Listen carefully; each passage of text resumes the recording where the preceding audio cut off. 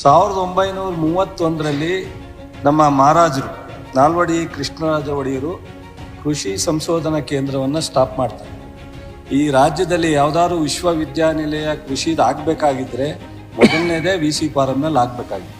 650 ಎಕರೆನ ಮಹಾರಾಜರು ಜಾಗ ಕೊಟ್ಟು ಅಲ್ಲಿ ಸಂಶೋಧನೆಯನ್ನು ಪ್ರಾರಂಭ ಮಾಡ್ತಾರೆ. ನನಗೆ ನೀವು ಹೇಳ್ದಂಗೆ ನಿಮ್ಮ ಹೆಸರಿಗೋಸ್ಕರ ಮಾಡ್ತಾಯಿದ್ರಿ. ಹೌದು, ಅದು ಕಾಕತಾಳೆ ಏನಾಗುತ್ತೆ, ನಾನು ಹೆಲ್ತ್ ಮಿನಿಸ್ಟರ್ ಆದಾಗ ನಮ್ಮ ಯಜಮಾನರು ಇದ್ದರು, ಮೆಡಿಕಲ್ ಕಾಲೇಜ್ ತಂದು ಟ್ರಾನ್ಸ್ಪೋರ್ಟ್ ಮಿನಿಸ್ಟರ್ದಾಗ KSRTC ಡಿವಿಷನ್ ತೊಗೊಂಬಂದು, ಈಗ ನಾನು ಕೃಷಿ ಸಚಿವನಾದಾಗ ಕೃಷಿ ವಿಶ್ವವಿದ್ಯಾಲಯ ಅಂತಂದರೆ ಸಹಜವಾಗಿ ಜನ ಚಲುವರಾಯಸ್ವಾಮಿಯವರು ಒಂದೊಂದು ಇಲಾಖೆಗೆ ಹೋದಾಗ ಒಂದೊಂದು ಇಷ್ಟೆಲ್ಲ ರಾಜಕೀಯ ಹಿನ್ನೆಲೆ ಇದ್ರೂ ಕೃಷಿ ಭಾಳ ರೈತರ ಮಂಡ್ಯದಿಂದ ಡೆಲ್ಲಿವರೆಗೂ ರೈತರ ಬಗ್ಗೆ ಮಂಡ್ಯದ ಬಗ್ಗೆ ಮಾತಾಡಿದ್ರು, ಕೃಷಿ ಸಚಿವರಾಗಿಲ್ಲ. ಈ ಸಲ ನಮ್ಮ ಹೈಕಮಾಂಡ್ ಇರ್ಬೋದು, ಮುಖ್ಯಮಂತ್ರಿಗಳು DK ಶಿವಕುಮಾರ್ ಅವರು, ಸಿದ್ದರಾಮಯ್ಯವರು ನನಗೊಂದು ಅವಕಾಶ ಕೃಷಿನಲ್ಲಿ ಕೊಟ್ಟಾಗ ಭಾಳ ಜನ ಹೇಳಿದ್ರು ಇದೇನು ಅಂತ.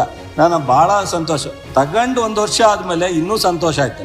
ಇವತ್ತು ಚಲುವರಾಯಸ್ವಾಮಿ, ಸಿದ್ದರಾಮಯ್ಯನವರು, DK ಶಿವಕುಮಾರ್ ಬಂದಾರು ಈ ಒಂದು ವಿಶ್ವವಿದ್ಯಾನಿಲಯ ಪ್ರಾರಂಭ ಮಾಡೋವಂಥ ಭಾಗ್ಯ ಅಂತ. ಯಾಕೆಂದರೆ ಮಂಡ್ಯ ಬಿಟ್ಟು ನಮಗೇನು ಗೊತ್ತಿಲ್ಲ. ಈ ಕೃಷಿ ಮಂತ್ರಿಯಾಗಿ ಇಡೀ ರಾಜ್ಯದಲ್ಲಿ ಕೆಲಸ ಮಾಡ್ಬೋದು ನಾನು, ಆದರೆ ನಾನು ಮಂಡ್ಯನೇ ಅಲ್ಲ, ನಾನು ಮಂಡ್ಯ ಬಿಟ್ಟು ಎಲ್ಲೂ ಹೋಗೋಕ್ಕಾಗಲ್ಲ.